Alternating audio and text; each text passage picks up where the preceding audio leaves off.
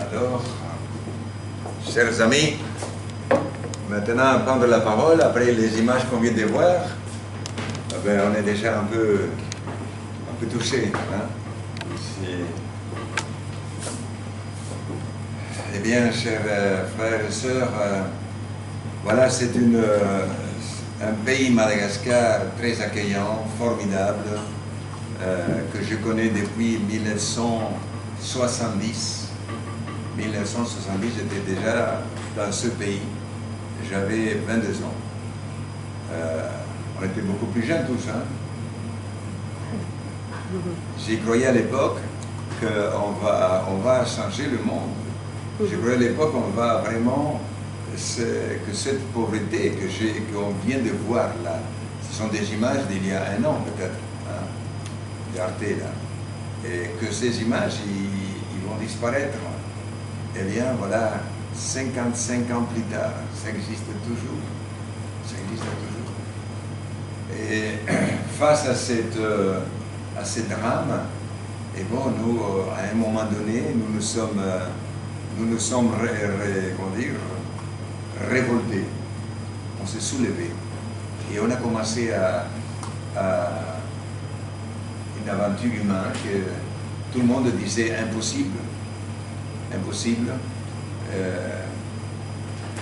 Mais pour Dieu, rien n'est impossible. Quand vous croyez que Dieu est amour, que Dieu ne laisse pas mourir le plus pauvre, surtout les enfants, eh bien, on peut faire des choses.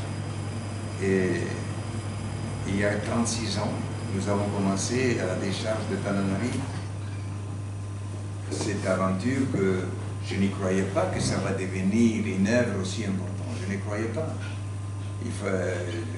On voulait sauver ces enfants de la décharge. Je disais, si ça va durer 3 ans, ça va être long, ça va être beaucoup de temps. Si j'exagère, ça va être 5 ans. Et aujourd'hui, nous sommes 36 ans. 30 ans et nous sommes toujours là. Bien sûr, on a transformé, là, cet endroit où nous travaillons aujourd'hui, c'est transformé totalement. Mais la pauvreté, elle est partout. Elle est partout, alors, et voilà que les gens d'ailleurs viennent toujours nous demander secours. Et comment dire à une maman, à des enfants, il n'y a pas la place pour vous, il n'y a pas la place.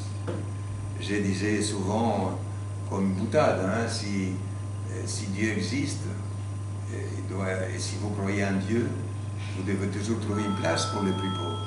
Il y a toujours une place. Parce que pour Dieu, rien n'est impossible. Mais cette place-là, il faut la chercher. Et il faut que vous engagiez à faire ce travail-là d'une façon régulière et quotidienne. Et voilà que, pour moi, c'est difficile de résumer ma vie à Madagascar de 55 ans. Dans une heure, c'est pas possible. Mais je peux dire que j'étais touché par ce pays que j'ai découvert en tant que jeune séminariste. J'avais 22 ans, comme je disais, je n'étais pas encore prêtre. Et je voulais venir à Madagascar pour connaître ce pays avant d'être notable, avant d'être prêtre. Parce que vous êtes prêtre, on vous met dans l'hôtel et dit restez là. Vous êtes sacré. Vous n'appartenez plus au monde. On appartient au monde. Parce que le ciel commence sur terre. Hein. Alors, voilà que j'ai fait cette expérience 70-72. J'avais 22 ans à 24 ans. Et j'étais conquis par ce pays, par sa joie de vivre, par l'entraide et la solidarité des gens, par la spontanéité et par ce bonheur qui exprimait sous ces personnes. Mais en même temps, je voyais, en 70, je n'ai pas vu de pauvreté à Tananarive, ni en Sirabé, ni Finaranso. Mais oui, dans la côte Est, oui. Il y avait difficultés, pauvreté, mais dignité. Et les gens s'entraidaient entre eux. Et alors, j'ai vu mourir des enfants à l'époque. Hein. à cause du palu, à cause des diarrhées, parce qu'il n'y avait pas de vaccins, à l'époque il n'y avait pas de vaccins. Les enfants mouraient. Et je dis, je ne suis pas venu ici, à enterrer les gens. Entrez, s'il vous plaît. Entrez. Le dernier, vous serez le premier, s'il vous plaît. Venez. Parce que nous, on revient de la messe. La messe, oui. Bonsoir tout le monde. Bonsoir. Alors voilà, j'étais choqué, mais il y avait, je dis, cette pauvreté-là dans la côte Est, il y avait dignité. Et j'ai dit, si un jour je serai prêtre, je reviendrai donner un coup de main à ce peuple. Et je me suis ordonné prêtre en 1975 à l'Essainte. Et cette année, c'est quoi 2025. Ça fait 50 ans. 50 ans de prêtrise. Oui, c'est le bon Dieu. 50 ans de prêtrise. Et j'ai dit, je reviendrai à donner un coup de main à ceux. Et quand je suis ordonné prêtre le 28 septembre 1975, à la fin d'année, je suis revenu à Madagascar. Et l'évêque m'a donné une paroisse. J'avais 27 ans. Et j'ai dit aux gens, écoutez, c'est votre paroisse, venez, c'est à vous, la maison est à vous, l'église est à vous. J'ai enlevé ma montre, je dis, j'ai plus besoin de montre, vous venez quand vous voulez. Je ne vais pas regarder l'heure, ah, vous êtes venu à midi, excusez-moi, venez plus tard, c'est pas l'heure. Non, les pauvres n'ont pas d'heure. Et bien, j'ai enlevé ma montre pendant 9 ans, je n'ai pas utilisé la montre, j'ai enlevé. Et on a partagé la vie avec ces personnes-là. Et il y avait tant de... Je venais de l'Argentine, la force encore de l'Argentine que j'avais, et je tenais debout. Mais chaque année, je baissais. Et quand j'étais ordonné prêtre en 1975, je disais, j'étais tellement heureux de bénir les gens, de unir les gens, que j'ai volé à 15 000 mètres d'auteur. 15 000 mètres d'auteur. Est-ce qu'il y a des avions qui volent 15 000 mètres d'auteur? Je ne sais pas s'il y en a, Air France certainement pas, mais Aerolíneas Argentinas, ils peuvent faire ça. Et chaque année, j'ai commencé à baisser de 1000 mètres. Et parce que là, c'était tellement dur la vie, il y avait... Durant l'année, il y avait 2 moments de famine, mars-avril et octobre-novembre. Il n'y avait pas à manger. Voir des enfants qui ont faim, c'est vraiment, ça fait mal. Hein, parce que quelle est la faute des enfants? Et comme on a vu tout à l'heure là, les images, quel est cet enfant-là? Comment c'est possible, nous qui avons tant de nourriture, qu'on jette tant de millions de nourriture qu'on jette, voilà que des enfants. Et qu'on a vu tout à l'heure, qu'avec une seule qu'est-ce que c'est, une marmite là, avec une seule cuillère, il mangeait toute la famille là, tout à l'heure. Incroyable. Et voilà des choses qui sont vraies, qui sont là. Et bien, je me suis dit, on fera ce qu'on pourra pour les aider. Mais on était loin de la ville, on était loin de la capitale, on était à 800-900 km. Et là-bas, on disait que tout marche bien, la radio, télé dit tout va bien, mais en fait, on voyait autour de nous que les gens mouraient. Et tous les hommes, ceux qui avaient la force, partaient dans les grandes villes à chercher du travail. À Tamatave, à Fianarantsoa, à Majanga. Et dans notre ville, là-bas, notre région, restait que les personnes âgées et les enfants. Et bon, là, j'étais 15 ans là-bas. Mais c'était d'une intensité extraordinaire, c'est que j'ai vécu avec ces peuples-là. Et j'ai travaillé, mon père était maçon. Mon père était maçon, m'a appris le métier de maçon. Dans notre famille, en Argentine, mon père et ma mère avaient 8 enfants, je suis le deuxième, le premier garçon.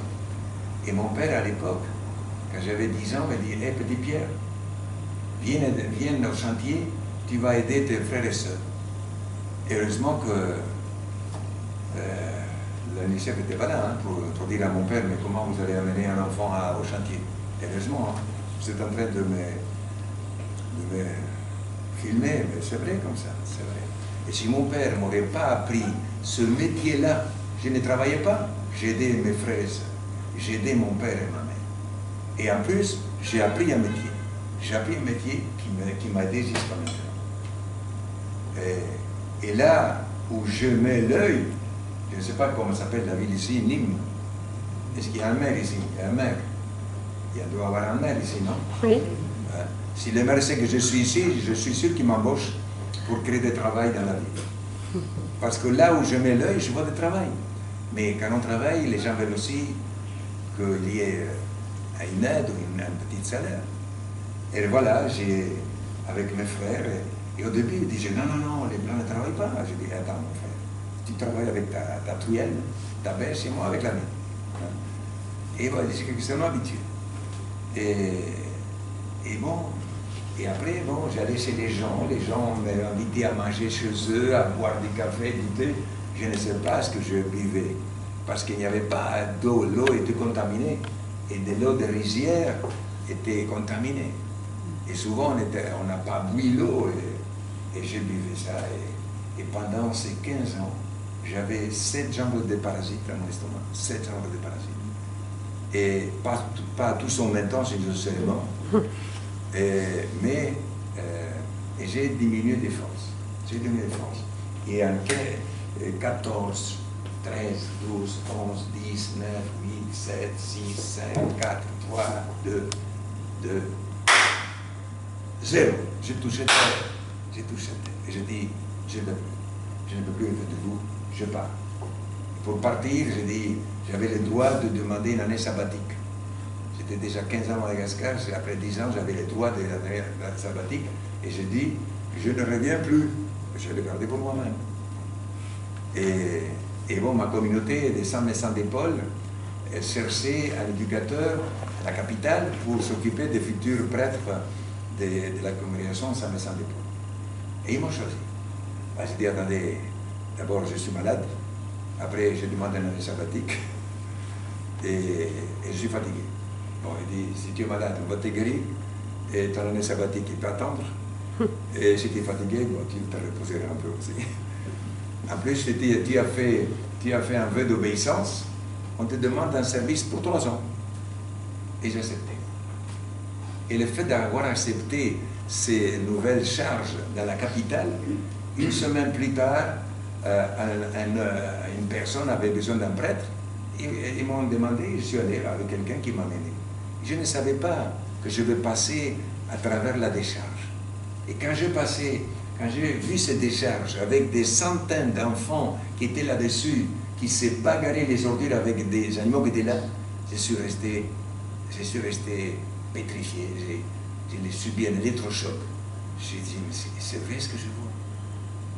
Je suis allé quand même voir le malade et prier pour lui, mais les soirs, je ne pouvais plus dormir. Et vers minuit, je me suis mis à genoux sur mon lit, à minuit. J'ai levé la main, j'ai dit, Seigneur, aide-moi à faire quelque chose pour ces enfants, sans être connu et sans argent. Parce qu'à Madagascar, on dit qu'un blanc a beaucoup d'argent. Moi, je suis blanc, oui, c'est vrai, mais je n'avais pas d'argent. Et bon, et voilà, sans argent, on a commencé. Et le lendemain de ce jour-là, quand j'ai prié Dieu, aide-moi à faire quelque chose pour les enfants, je suis allé à la décharge et j'ai dit, mais mon vie va arriver. Les gens me disent, hé, Razar, le blanc, l'étranger, qu'est-ce que tu veux? Parlez avec lui, parle. Je dis pas des mots comme ça, des choses sérieuses. Mais tu vas entrer dans cette case, 1,70 m d'auteur. Je dis, si tu entres, j'entre aussi. Il a rampé, je suis rampé derrière lui, entré. Je dis, est-ce qu'il y a un comité? Oui. Est-ce que tu peux les appeler? Oui, et les appeler. Je me suis présenté, je dis, je suis prêtre, missionnaire. Ah bon? Ah bon? Mon père, je dis, si vous aimez vos enfants, je suis prêt à vous donner un coup de main. Voilà comment. Et c'est là, assis par terre, dans une maison, si c'est, on peut dire, maison de carton et de plastique, d'1,70 m d'auteur, et on entrait en rampant là-dedans. C'est là où est né ce mouvement à Kamasu, qui veut dire les bons amis. les bons amis. Et là est né. Et ensuite, quand ils ont dit oui, nous aimons nos enfants, j'ai appelé vite le jeune que je connaissais du sud-est, qui était à l'université d'Etana et qui n'étudiait plus parce qu'il y avait la grève tout le temps. Je les ai appelés, j'ai dit, vous vous souvenez quand vous étiez lycéen, que vous aviez des idées extraordinaires, comment un chrétien doit s'engager pour son pays, ses compatriotes, hein, pour chercher, pour lutter pour plus de justice. Oui, on se rappelle. Eh bien, maintenant, je vous invite, vous êtes prêts à me suivre à la décharge. Il y a plein d'enfants qu'il faut aider. Ils ont dit, mon père, on y va. Et on est parti. Jusqu'aujourd'hui. Jusqu'aujourd'hui. Alors, voilà. Et je suis resté maintenant, ça fait 36 ans. 36 ans depuis ces jours-là. Et j'ai oublié de demander une année sabbatique. J'ai oublié. J'ai plus demandé. Et voilà, maintenant, c'est une autre vie que j'ai commencé à vivre. Et j'ai demandé à ma communauté, après 3 ans, de laissez-moi vivre avec les gens de la décharge. Parce que dans notre communauté, on doit aussi vivre avec les autres prêtres en communauté. Mais je ne suis pas devenu prêtre pour vivre avec notre prêtre. Je suis devenu prêtre pour imiter Jésus. Hein? L'homme qui aime les plus pauvres, qui s'engageait pour eux, qui les a aidés de façon concrète. Eh bien, j'ai dit, laissez-moi vivre là. Et ils m'ont dit, on n'a pas d'argent, non. Je dis, je ne vous demande pas de l'argent. Je vous demande la bénédiction. Je dis, l'argent, je vais le chercher en Belgique. C'est en Belgique, c'est non. En France, partout où il y en a. Ce n'est pas l'argent que je vous demande, donnez-moi la bénédiction. Et ils m'ont donné la bénédiction. Et je suis resté là, avec eux, à la décharge. Bravo. Et jusqu'aujourd'hui.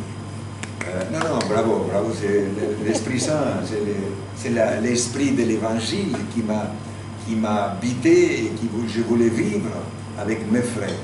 Et bien, quand j'étais avec eux là-bas et j'ai eu avec eux, ben, ils ont commencé à croire que ce n'est pas une affaire de, comment dire, de passage, de bons sentiments qui va durer. Et je me souviens quand je suis arrivé à la décharge, tout au début, quand j'ai dit à des gens qui vivaient dans ces maisons vraiment tellement inhumains, j'ai dit, pourquoi vous êtes prêts, on va commencer à faire des logements un peu mieux, un peu plus dignes. Et un qui était un peu le chef de village, a dit, non, on ne veut pas ces maisons-là. Oh là là, mon Dieu, je dis, aide-moi maintenant. Il y avait une dizaine d'hommes avec des enfants d'année. Je dis, comment faire? Bon, maintenant, lui qui était un peu le chef de village, il dit non. Alors je dis, bon, mais je l'ai parlé à malgache. Alors je dis, bon, toi, mon frère, tu as des enfants? Oui. Tu as un enfant mort? Oui, bien sûr. Et tu veux que celui-là meure aussi? Ah non, je ne veux pas. Tu ne veux pas une maison qui soit un peu plus digne, où tu te sens mieux, ton enfant? Ah oui, pourquoi pas? Et l'autre aussi, je les ai encouragés. Le seul qui est resté là, je ne veux pas, c'est le premier. Et tous les autres ont dit, d'accord, oui, nous sommes partants. Je les ai parlé à malgache avec des mots que je sais que ça touche le cœur et touche le cœur d'un père. Et ils ont dit oui. Eh bien, pendant 3 ans, on a fait ce village-là. Et quand on va finir le village, ce chef de village, il vient me voir, me dit, mon père, je veux te parler. Je dis oui. Écoute, il dit, est-ce que moi, je ne peux pas bénéficier d'un logement aussi? Alors, je ne vais pas recommencer la bagarre, hein, parce qu'il était très, très, très monté contre nous. J'ai dit, oui, mon frère, bien sûr que oui. Alors, aujourd'hui, 2 de ses enfants sont professeurs dans notre collège. Voilà. Alors, il y a 2 miracles, que ça se font, qui se réalisent et se vivent au quotidien. Il y a des miracles. Et je suis content parce que j'ai trouvé autour de moi des jeunes, autour de moi, il y a plus de 900 jeunes malagasy qui sont plus jeunes que moi et qui aiment leur pays, qui sont des professeurs, des institutrices, des médecins, des sages-femmes, des infirmières, des responsables de village. Plus de 900. Et qu'avec eux, on gère 40 000 personnes. 40 000 personnes. Et nous avons aujourd'hui, que je vous parle, 21 000 élèves à l'école d'Akamasou. 21 000 élèves à l'école d'Akamasou.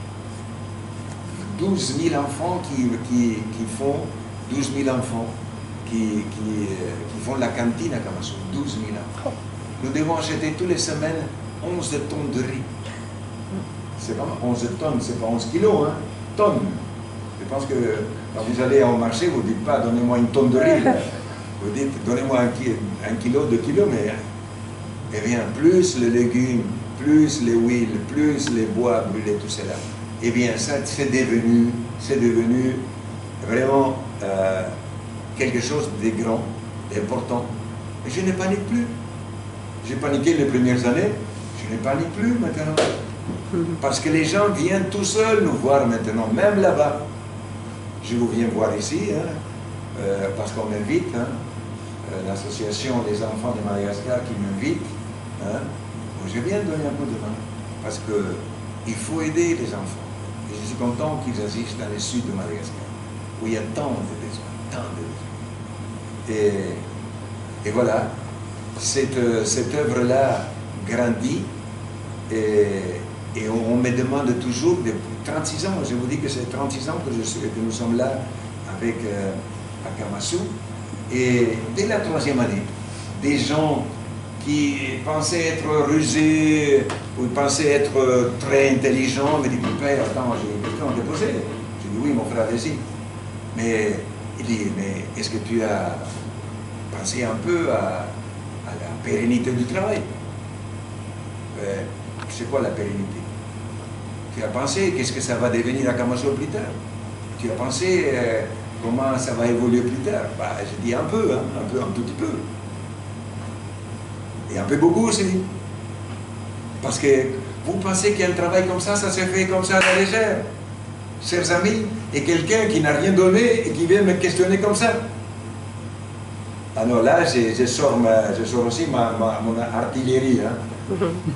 Gentil, hein, gentil, pour le faire réfléchir. Parce que, chers amis, nous sommes tous des humains. Je suis sûr que vous n'avez pas demandé à votre maman de naître en Belgique. Je n'ai pas demandé à ma mère de naître en Argentine, qui venait de Slovénie avec mon père, qui était des réfugiés politiques de la Slovénie, où les communistes avaient pris le pouvoir et qui voulaient tuer tous ceux qui étaient croyants. Et ils ont dû émigrer en Argentine. Je n'ai pas demandé de naître en Argentine. Je suis argentin pour les Argentins, slovène pour les Slovènes. Je dis, si ton père et ta mère sont slovènes, tu n'es pas chinois. Hein? Oui, slovène aussi. Et alors, mes frères malgaches aussi n'ont pas demandé à sa maman de naître à Madagascar. Là où nous sommes nés, Dieu l'a voulu ainsi. Et s'il nous a donné un cœur, nous a donné l'intelligence pour que nous puissions entre nous entendre, nous comprendre, nous entraider, nous respecter, se respecter et s'aimer. Et s'aimer. Et voilà, mon message, c'est un message d'amour, un message de fraternité, mais en même temps, un message de vérité aussi, parce qu'on ne peut pas mentir et dire la vérité, ou dire la vérité et mentir, on ne peut pas faire ça. Et les gens qui me disent, oui mon père, j'aime mon enfant, mais il ne fait rien pour lui, je dis, mon frère, qu'est-ce que tu m'as dit? Et si je dis, non, bon, c'est pas grave, non, c'est grave. Comment on va un enfant qu'on a mis au monde et qu'on le laisse tout seul? C'est pas possible. Moi, je vois des enfants, ce sont des anges, je dis, qui est le père de celui-là? Et comment il l'a laissé? Comment il a pu le laisser? Est-ce qu'il y a un cœur? Est-ce qu'il y a un peu de la sensibilité humaine? Rien qu'humain sans être croyant. Sans être croyant, on doit avoir des sentiments de compassion et d'aide envers un enfant dont le père l'a oublié. Et voilà. Et j'essaie avec mes frères à Madagascar d'être vrai, de parler vrai, mais en même temps, agir tout le temps. Et être en première ligne quand il faut sauver, quand il faut aider. Et les gens vous croient. Les gens vous croient.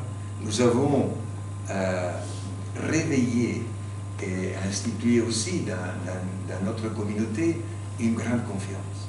Et quand il y a cette confiance existe, on peut tout faire.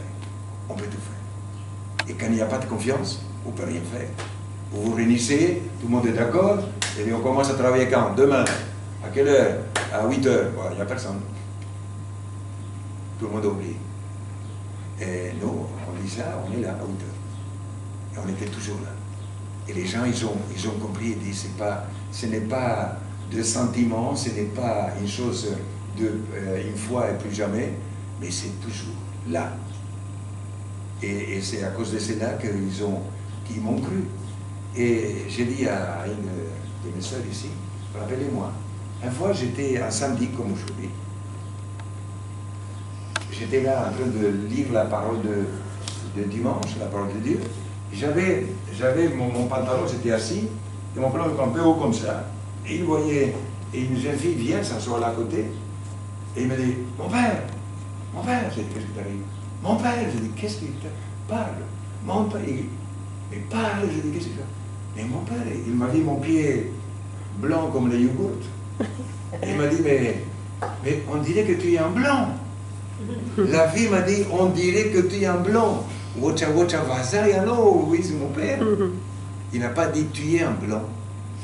Wacha vaza, c'est comme la fille qui est née à Kamassou, il ne pouvait pas me prendre comme un blanc, comme un étranger. Et voilà.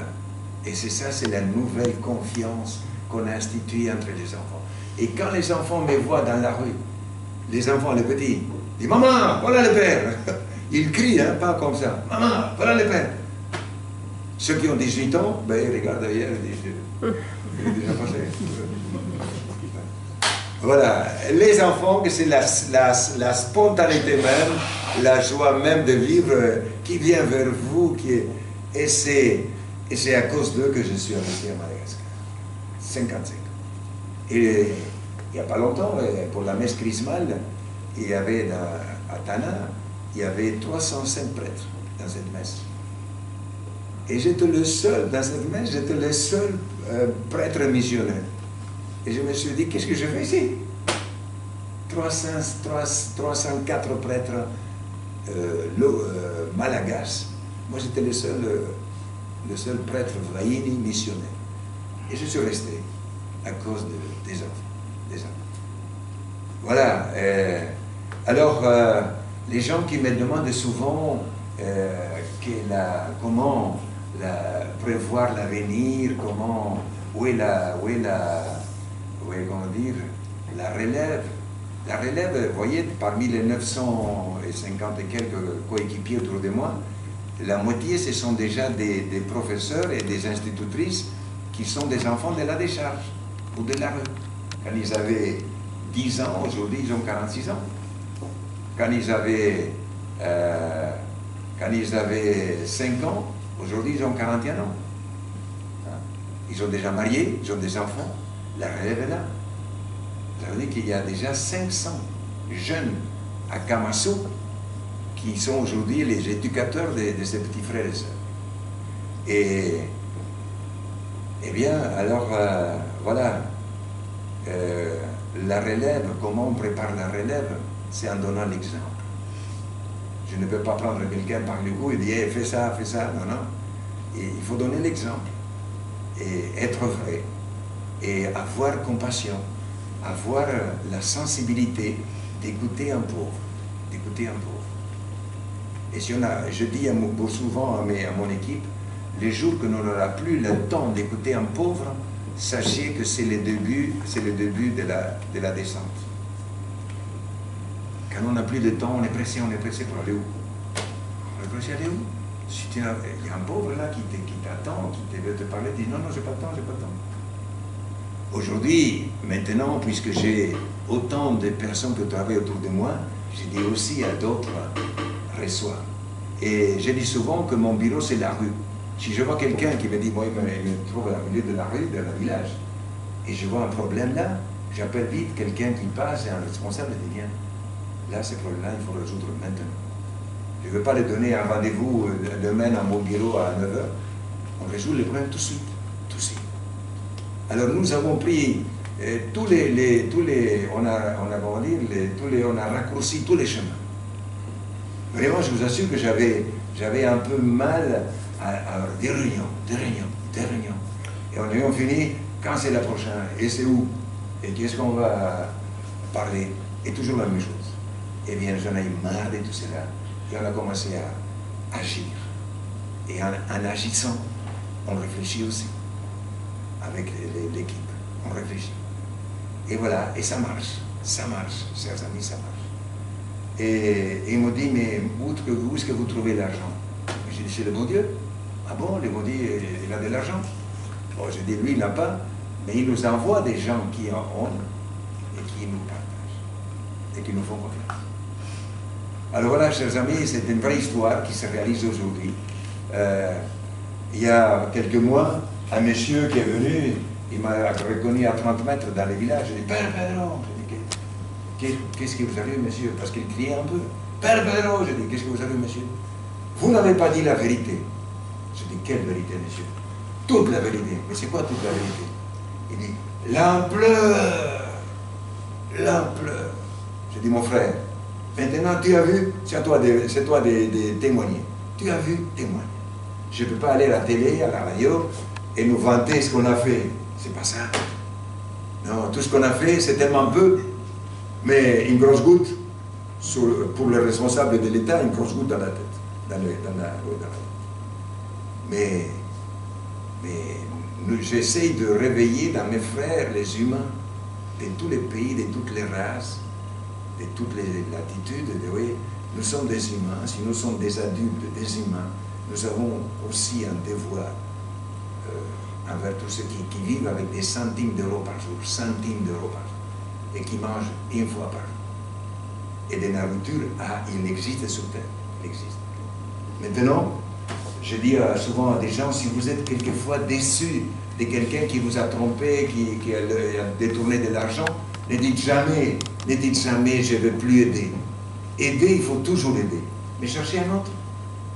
Aider un missionnaire, aider à une sœur missionnaire, aider à une association dont vous avez confiance, mais ne dites jamais, je n'aiderai plus, parce qu'il faut aider. Il faut aider. Parce qu'aider, c'est dans l'esprit, dans le bon esprit de l'humain. C'est dans l'humanité, c'est dans la civilisation. Parce que normalement, on essaye d'évoluer. Il y a le mot civilisation, ça veut dire améliorer notre vie, notre esprit, notre dignité, être plus frères, s'entendre mieux, être plus tolérants. Mais en fait, on est loin de tout ça. On est loin de tout ça. Mais bon, on ne désespère pas. On ne désespère pas. Et tous les dimanches, je suis devant 10 000 personnes parce que je suis prêtre aussi. Et au début, les gens me disent, oui, mais tu es prêtre. Et on te demande, baptise nos enfants. Moi, je dis, attendez, je suis allé voir l'archevêque, le cardinal de Tana. Je lui ai demandé la bénédiction et la permission qu'il m'a donnée. Et nous sommes comme une espèce d'aumônerie de partager les sacrements. Et bon, à partir de là, on était 40 au début à prier, 40. Aujourd'hui, nous sommes 10 000 à prier tous les dimanches. Et cette messe de dimanche à Kamassou, elle est visitée par les touristes tous les dimanches de plusieurs pays. Et il y a avant le Covid, 7-8 ans avant le Covid, il y avait 150 touristes de 33 nationalités différentes. 33 nationalités différentes et de 5 continents. Ces jours-là, après la messe, j'ai dansé là. Je ne sais pas danser, mais j'ai dansé. J'ai dit, merci Seigneur, de créer, de faire de ce lieu d'exclusion qu'il était, de devenir un lieu de rassemblement des gens du monde entier. Je ne l'ai jamais imaginé. Vous avez vu des mouches sur l'enfant qui mangeait tout à l'heure, là, vous avez vu, des insectes. Hein? Eh bien là, les mouches à la décharge, il y en avait des milliers, si pas des millions. Et moi, quand j'ai parlé, il y a toujours quelqu'un qui faisait comme ça. Une fois, j'avalais une mouche. J'ai craché pendant une demi-journée, mais il n'est pas sorti. Mais pour vous dire, bon, maintenant, même les mouches, ils ont disparu. Ils sont partis. Ils ont dit, il n'y a plus de pauvres. Bon, il y a encore des pauvres, mais ils ont dit, on ne peut plus vivre ici. Ils sont partis. Je ne sais pas où ils sont partis. Et bon, tout cela nous a donné une telle force et nous a unis. Et voilà que nous sommes devenus un lieu où les gens viennent visiter Camas. Je n'ai jamais pensé que les gens vont aller tout seuls. On n'a pas besoin de crier au mégaphone. Eh, le voir, on vient tout seul. Et quand il parle, il y a des gens qui sont vraiment, qui pleurent d'émotion. Et il y a aussi, un dimanche, 2 dimanches différents, des années différentes, deux Français qui se disaient athées. Et j'ai dit, vous êtes belge, non? Bon, je peux parler des Français maintenant ici. Hein? Mais demain, j'irai en France, hein, mais c'est pas grave. Alors, un Français qui s'est dit athée, c'est des bonnes souches. Hein. C'est pas un athée italien qui fait baptiser ses enfants, qui fait tous les sacrements. Hein. Alors, des bonnes souches. Alors, une fois, en sortant de la messe de dimanche, il me prend et dit, mon père, venez ici. Qu'est-ce qui se passe, monsieur? C'était encore avec l'habit de messe, là. Il m'a pris ma secours. Qu'est-ce que je vais faire? Est-ce que je me défends ou qu'est-ce que je vais faire? J'ai dit, monsieur, qu'est-ce qui arrive? Mais j'ai dit, je suis athée. Et en sortant de là, je ne suis pas le même. Je dis, monsieur, c'est pas avec moi qu'il faut s'arranger, avec celui qui est là-haut. Là. Il ne faut pas me secouer à moi. Et voilà que les pauvres, ils ont converti les riches. Les pauvres qui font pleurer les riches qui viennent nous voir. Et voilà. Et combien de gens qui ont vu notre messe, qui ont pris avec nous, avec nos enfants, 75% des enfants et des jeunes. Et 25% des personnes adultes dans cette communauté d'Akamasou. Et quand je viens ici en France, ou en Belgique, je vois 50 personnes et je vois leurs cheveux, je vois leur allure, et je dis, chers jeunes, comment ça se fait? Oui, je vois des jeunes, c'est là. Et comme j'en ai donné, je répète encore, chers jeunes, alors ils disent, bon, il faut leur acheter des lunettes à ces personnes. Alors je dis, moi, je vous dis, je sais que l'âge que vous avez, je sais l'âge que vous avez mal au dos, mal aux genoux, mais le corps a vieilli, et l'esprit, il est toujours jeune. Ah oui, il se met garde-boue. Ils se mettent garde-boue tous. Je dis, mes frères, alors partagez votre foi à vos enfants et petits-enfants. Parce que si on perd cette force de l'esprit, à Madagascar, il y a plusieurs proverbes qui manifestent la sagesse du peuple malagasy. Un qui dit, la vérité ne meurt jamais. La vérité ne meurt jamais. Et un autre qui dit, c'est Fana Maoul, c'est l'esprit qui fait la personne. Ce n'est pas ton argent en banque, ce n'est pas ta belle voiture, ce n'est pas ton château. C'est ton esprit qui fait de toi, ni ton diplôme, c'est ton esprit qui fait de toi une personne. Et après, il y a aussi qui dit Azaniluasha Mangina Nuserina, Fandiaman Santampundu. Vous avez tout compris. Bravo. Il dit, ne regardez pas dans une vallée, ne regardez pas la vallée silencieuse. Regarde vers le haut que Dieu est en train de te regarder. Dieu est partout. Hein? Dieu existe. Et à Madagascar, je dis, les gens naissent avec la foi en Dieu créateur. Un Dieu qui a fait le ciel et la terre, qui a créé les mains et les pieds, qui a créé l'homme. Et là où j'ai travaillé mes premiers 15 ans, il y avait 90% des gens qui n'étaient pas baptisés. Mais chaque fois qu'on faisait une réunion pour les des villageois, pour faire un pont, une école ou une route, à la fin de la réunion, le plus âgé dit « Ah, qui c'est qui va? On va prier. » On se tourne tous vers l'est et le plus âgé fait une prière à Dieu créateur pour qu'il nous protège, pour que nous puissions finir bien le travail qu'on s'est mis d'accord de le réaliser pour le bien de la communauté. Quand j'ai vu ça, j'ai dit, quelle sagesse, quelle sagesse. Mais ensuite, la pauvreté aussi, la pauvreté et la misère sont comme une prison qui tue l'âme, qui tue l'esprit. Et alors vous n'avez où vous vous situez, vous n'avez pas où vous mettre debout, parce qu'il n'y a rien qui vous tient debout. Parce que c'est l'esprit, c'est la vérité, c'est l'amour, c'est le respect, c'est la fraternité, c'est la famille, c'est l'amour au père, à la mère, et tout ça, ça disparaît avec l'extrême pauvreté où les gens commencent à boire la drogue, la prostitution. Et tout cela, ça existe aujourd'hui. Mais bon, grâce à Dieu, on est, surtout à Kamasu, sous contrôle. Mais dans la ville, c'est n'importe quoi, c'est n'importe quoi. Et on ne peut pas laisser les gens vivre là. Et les 4 premières années, je suis allé chercher les gens dans la rue. Les soirs, j'allais dans la rue. Et si vous avez des enfants, je dis, vous ne pouvez pas rester ici. Et vos enfants n'ont aucun avenir dans la rue. Venez. Et quand on commençait à venir, après 4 ans, je ne suis plus allé dans la rue. Ils venaient tout seuls.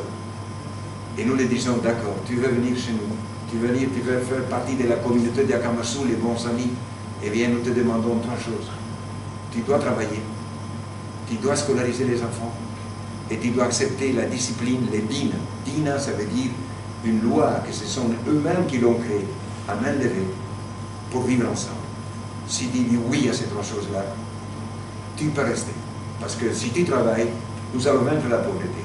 Si tes enfants vont à l'école, l'ignorance va reculer et tes enfants vont être plus préparés à l'avenir que toi. Et si tu acceptes les lois que nous avons créées pour vivre ensemble, on vivra dans le respect, dans l'entraide, dans la solidarité. Voilà, et tout cela, il faut le répéter tout le temps, tout le temps, tout le temps. Alors il faut se faire pratique. J'ai fait déjà, il y a 2 ans, j'ai fini de compter, mais j'ai fait plus de 3100 réunions. 3100 réunions avec des milliers de personnes, avec de centaines de personnes et avec des dizaines de personnes. Et qu'est-ce que j'ai fait? Je répète la même chose. Je ne vais pas, quelquefois pas de la même façon, mais je dis, il faut réveiller parce que la fatalité, le poids de la pauvreté vous accable. Et il faut dire, aidez-vous, donne-la la main, viens qui est tombé, viens, relève-toi, prends ta main. Et bien, quand nous avons créé cette solidarité dans nos villages, les 22 villages que nous avons construits, eh bien, je vous assure que ça marche. C'est pas parfait, mais ça marche. À Kamasu, nous progressons comme ça. Pas comme ça, hein, comme un avion qui monte, hein, mais doucement. Ça fait, depuis qu'on a commencé à Kamasu, on monte. Malheureusement, ailleurs, ce n'est pas la même. Alors voilà, c'est pour ça que je viens ici à donner un coup de main à l'association Les Enfants de Madagascar qui m'invite et que travaille pour Madagascar et pour les enfants. Et à travers nous, nous cherchons où aider les plus pauvres. Maintenant, c'est le sud de Madagascar. Mon frère. Tu nous as promis l'histoire de la petite fille. Oui, j'ai dit, elle m'a dit que je ne suis pas un blanc. Elle dit que je suis un blanc, je me rassemble un blanc. Mais je l'ai dit le dimanche, c'était un samedi, le dimanche je l'ai dit à toute l'église. Tout le monde a ri, là, tout le monde, parce que c'est même rigolo. En malgache, c'est plus rigolo qu'en français. Parce que je suis un blanc. Mais on a dépassé cette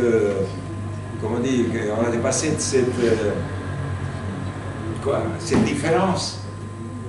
Cette différence-là n'est pas un obstacle. La richesse, c'est que chacun de nous a un talent et qu'il faut être différent, mais tous avec l'envie d'être unis, de travailler ensemble dans le respect. C'est ça, mais différents. Et quand nous sommes différents, on avance. Voilà, chers amis, une petite exposé. S'il y a des questions, je suis prêt. Si c'est possible de finir avant minuit. Merci d'être là. Merci. Il y a 2 sœurs de Madagascar que je suis content de saluer dans Dapa. Merci.